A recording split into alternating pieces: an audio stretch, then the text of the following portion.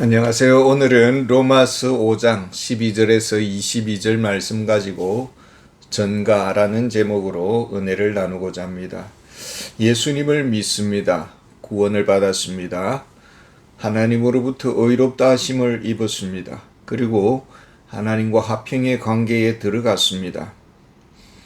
은혜가 임했습니다. 그리고 세상이 빼앗을 수 없는 평안을 우리가 누립니다. 그런데 예기치 않는 일이 발생했습니다. 그 일로 인해서 평안하지도 않고 별로 즐겁지도 않고 삶이 혼란스럽고 또 사람들로부터 비방을 받고 비웃음을 받고 참 환난의 그 아픔이 서리고 깊습니다. 그래서 문득 이런 생각이 드는 것입니다. 과연 예수를 믿는다는 것이 무엇인가? 뜬구름 잡는 이야기가 아닌가? 예수 믿음의 그 결과가 겨우 이것인가? 내가 예수님의 십자가 복이라도 했나? 2000년 전에 그 십자가와 내가 무슨 상관이 있는가? 믿는다고 하지만은 내가 지금 맹신하고 있는 것은 아닌가? 나와 예수님이 사실 무슨 관계가 있지? 이렇게 흔들립니다. 여기에 대해서 사도 바울은 우리의 위치를 다시 돌아보게 합니다. 우리는 지금 어디에 있습니까? 아담 안에 있습니까? 그리스도 안에 있습니까? 심판 아래에 있습니까? 생명 아래에 있습니까? 과연 그리스도의 생명 안에 있다면은 오늘의 현실적인 삶의 모든 문제도 넉넉히 이기는 그런 구원을 주고 있는가라는 것입니다. 10절에 보면은 곧 우리가 원수 되었을 때에 그의 아들의 죽으심으로 말미암아 하나님과 화목하게 되었은즉 화목하게 된 자로서는 더욱 그의 살아나심으로 말미암아 구원을 받을 것이니라. 더욱 그리스도의 생명 안에서 현재적 구원의 역사를 경험할 것이니라. 이런 말씀입니다. 과연 그렇습니까? 그리스도의 생명이 우리 안에서 역사하고 있습니까? 이 생명의 역사를 우리는 누리고 있습니까? 그것이 가능한 것입니까? 그리스도의 의가 진정으로 나에게 전가되었다고 할 수 있습니까? 그리스도의 생명이 나에게 주어졌다고 할 수 있습니까? 과연 우리가 믿는다는 것이 이게 실제입니까? 관념에 불과한 것이 아닙니까? 어떤 원리나 이론이 아닙니까? 12절에 그러므로 한 사람으로 말미암아 죄가 세상에 들어오고 죄로 말미암아 사망이 들어왔나니 이와 같이 모든 사람이 죄를 지었으므로 사망이 모든 사람에게 이르렀느니라. 이 한 사람이 누구일까요? 14절에 보면은 그러나 아담으로부터 모세까지 아담의 범죄와 같은 죄를 짓지 아니한 자들까지도 사망이 왕노릇하였나니 아담은 오실자의 모형이라. 아담은 우리가 본 적도 없습니다. 만난 적도 없습니다. 아담이 에덴 동산에 살 때 우리는 그 근처에 있지도 않았습니다. 아담이 먹은 선악과 우리는 구경도 못했습니다. 우리도 선악과를 먹어본 적도 없습니다. 그런데 아담이 저지른 죄가 우리에게 고스란히 찾아왔다라는 것입니다. 아담 이후 모든 인생들이 지금 죄 가운데 삽니다. 죄의 값인 사망이라는 이 홍역을 치르고 있습니다. 보편적 사망 속에 인류는 모두가 잠식당했습니다. 보편적 타락의 죄가 인류를 덮어버렸습니다. 아담과 일면식도 없던 우리가 아담이 저지른 죄의 결과를 그 결과의 통증을 우리가 지금 느끼고 있는 것입니다.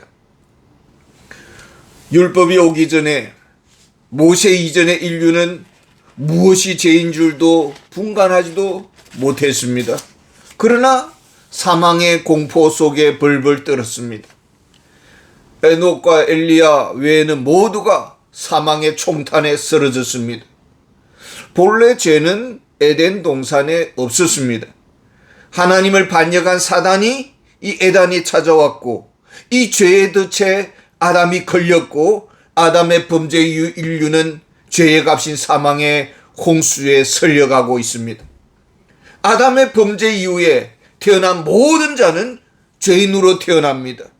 한마디로 말해서 죽기 위해서 태어나는 것입니다. 왜 태어났느냐? 죽기 위해서 태어난 존재들이다라는 것입니다. 사망이 왕노릇합니다. 우리 눈에는 보이지 않습니다. 그러나 모두가 죽어가고 있습니다. 세상의 어떤 과학, 철학, 어떤 종교는 이 죽음이라는 것을 생로병사라는 삶의 일부분이라고 말을 합니다. 생명의 순환 과정의 하나로 그저 해석을 합니다. 그러나 사망은 본래 에덴 동산에 있었던 것이 아니고 에덴 동산에는 없었던 사망이 생겨난 것입니다. 우리 인간은 본래 불완전하고 결핍된 존재로 태어났다가 이렇게 점점 완성되어 가는 존재가 아닙니다. 아담은 결핍된 존재로 만들어지지 않았습니다. 지혜와 총명이 지금 현재의 과학 문명이 발달한 이 시대보다 훨씬 탁월한 그런 지혜를 가지고 있었습니다.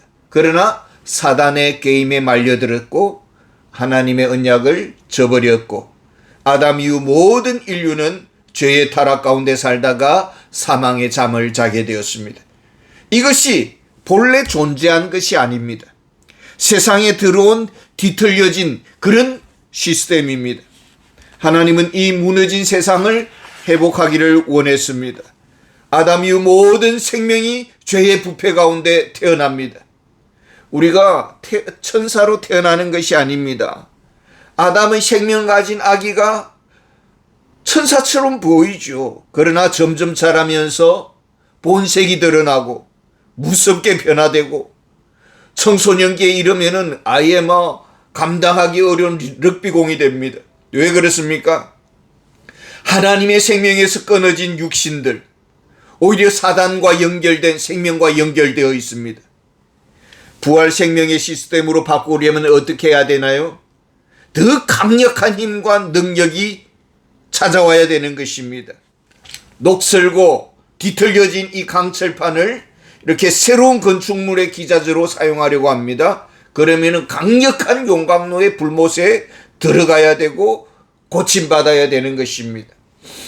15절을 보면 그러나 이 언사는 그 범죄와 같이 아니하니 곧 한 사람의 범죄로 인하여 많은 사람이 죽었은즉 더욱 하나님의 은혜와 또한 한 사람 예수 그리스도의 은혜로 말미암은 선물은 많은 사람에게 넘쳤느니라. 예수의 피는 죄의 결과를 무기력하게 했습니다. 로마서 1장 16절에 보면은 내가 복음을 부끄러워하지 아니하노니 이 복음은 모든 믿는 자에게 구원을 주시는 하나님의 능력이 됨이라. 죄와 사망의 권세를 끊어내는 능력이고 새로운 인생을 살게 하는 능력이고 모든 죄를 용서하는 능력이고 사망의 권세를 무기력케 하는 능력이고 생명이 왕노릇하게 하는 것입니다. 한 사람 아담으로 모든 사람이 망가졌습니다. 사망의 독침에 쏘였습니다. 그러나 예수님을 보냈습니다. 그리고 인류는 그리스도의 피라는 해독제를 모두가 갈망하고 있습니다. 16절에 보면 또 이 선물은 범죄한 한 사람으로 말미암은 것과 같지 아니하니 심판을 한 사람으로 말미암아 정죄에 이르렀으나 은사는 많은 범죄로 말미암아 의롭다 하심의 이름이니라. 죄는 인생들을 혐오스럽게 만들었습니다. 아주 이상한 사람이 되었습니다. 그러나 하나님은 구원하기로 작정했습니다. 그리스도의 십자가는 인류의 방향을 완전히 전환시켜 버렸습니다. 예수님의 피를 믿고 회개하는 자에게는 죄가 없다고 의롭다 선언하시는 것입니다. 악이 넘칠수록 포기와 버림받음의 대상이 아니라 불쌍히 여김받는 대상이 되고 위로의 대상이 되었습니다. 죄는 사망을 끌고 왔습니다. 인류는 사망 앞에 모두 비참해졌습니다. 절망의 늪에 빠졌습니다. 이제 바뀌었습니다. 새로운 생명의 시스템으로 안에 들어왔습니다. 17절에 보면은 한 사람의 범죄로 말미암아 사망이 그 한 사람을 통하여 왕노릇하였은즉 더욱 은혜와 의의 선물을 넘치게 받은 자들은 한 분 예수 그리스도를 통하여 생명 안에서 왕노릇하리로다. 아담 안에 있는 자들은 사망의 그림자만 보아도 경기를 느끼고 죽음 앞에서 모두가 쩔쩔매고, 왜 그렇습니까? 하나님과의 관계가 끊어졌습니다. 그러나 그리스도 안에 있는 자들은 어떻습니까? 죽음을 두려워하지 않습니다. 죽음이 다가올수록 천국이 가까움을 보는 것입니다. 예수 그리스도를 더 고대하고 더 바라봅니다. 이 세상에 소망을 두지 않습니다. 지금도 우리가 생명 안에 거합니다. 주님이 공급하시는 생명으로 우리는 오뚜기처럼 쓰러졌다가도 다시 일어나고, 쓰러졌다고 넘어졌다고도 다시 일어나는 것입니다. 그리고 우리는 하나님께 영광 돌리며 살아갑니다. 어떻게 가능한 것입니까? 아담의 범죄와 사망의 왕노릇이 하나의 이데올로기입니까? 일면식도 없는 아담의 행한 일이 오늘 우리의 삶 속에 역사하고 있습니다.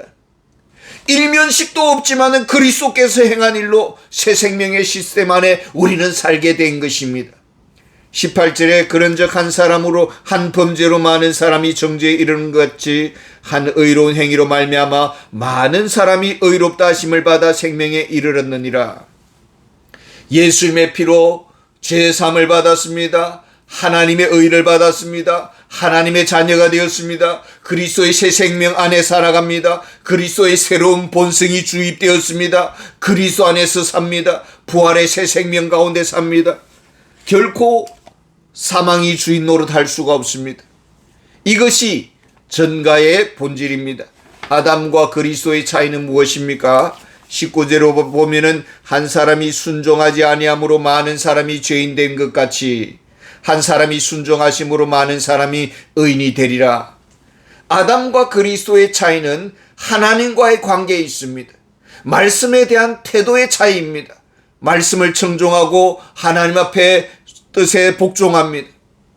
그리고 십자가를 지신 그리스도 때문에 우리는 영생을 얻었습니다. 그런데 반대로 하나님의 뜻을 모릅니다.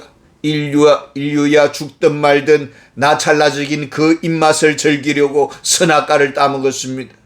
아담은 죄와 사망을 이 세상에 끌고 왔습니다. 그리고 아담 안에 있는 모든 인생들은 죄인으로 태어나 죄인으로 심판을 받습니다. 그러면 왜 율법을 주신 것입니까? 20절에 보면은 율법이 들어온 것은 범죄를 더하게 하려 함이라. 그러나 죄가 더한 곳에 은혜가 더욱 넘쳤느니라. 사람들이 죄를 범합니다. 그런데도 죄인 줄 모릅니다. 의인인 것처럼 뻔뻔하게 살아갑니다. 하나님을 떠나 삽니다. 그런데도 경건한 척 살아갑니다. 하나님이 율법을 주셨습니다. 이 율법이라는 거울이 비추어집니다. 자신들의 죄가 발견되고 그리스도 앞에 나아옵니다. 그래서 우리가 성경을 읽습니다. 어떻게 읽어야 합니까? 정직하게 읽어야 합니다. 정직한 영을 내게 새롭게 하여 주시고 말씀의 눈을 열어달라고 기도해야 합니다. 성경을 읽고 회개하면서 그리스도를 만나라고 주신 책입니다. 이제 우리는 어디에 있습니까? 아담 안에 있습니까? 예수 그리스도 안에 있습니까?